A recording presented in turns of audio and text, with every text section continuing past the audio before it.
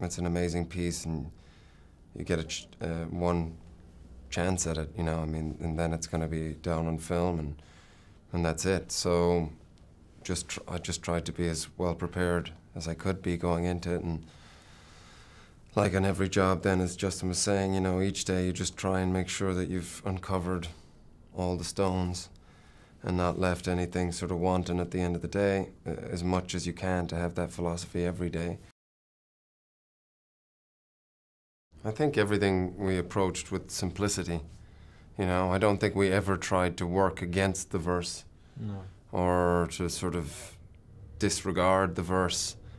We just tried to keep everything simple and tangible, and you know, the idea that, you know, Justin had from the beginning was a lot more intimate, perhaps, with the text than maybe some of the more traditional examples would be. But it was always to be just, you know, truthful to the text, really, as any script you would approach. But of course, you know, this is Shakespeare. It's pretty amazing writing. Justin, I think, sort of discovered very early on that we were going to treat Macbeth as a character who was suffering from post-traumatic stress disorder.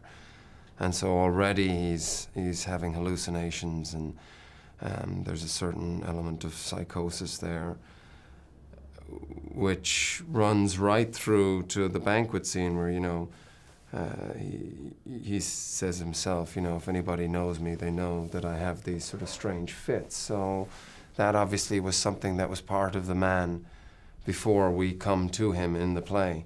And I thought that was a really helpful key into finding him, you know, and finding that sort of what is reality and what's in his head. There's an awareness, you know, because like once you start like a line like, is this a dagger I see before me? It's hard not to hear all the other actors or all the other times that I've seen it sort of come up and sort of be there in your sort of, you know, internal radio or whatever's going on. So trying to find, you know, some sort of freshness, I suppose, is inevitable, but then also not to dwell on it too much, because, you know, the line then doesn't have to sort of become a labored line, you know. It has to sort of just be like any of the other lines, but it is that recognizable line. So it's all those things, you know, trying to get to a place where you can enjoy it and allow it to sort of dictate to you rather than you trying to sort of necessarily impose anything on it.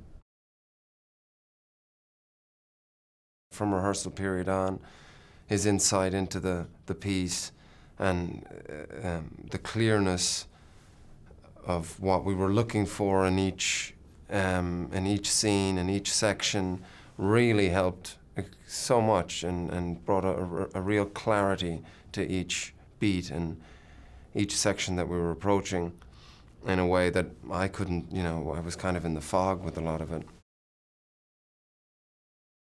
It was just great to see him on set, because I was like, there is somebody doing what they were put here to do.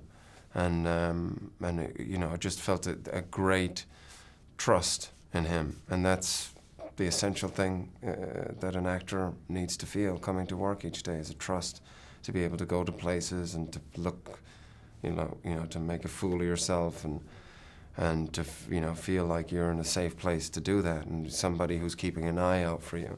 And I know Marion felt exactly the same.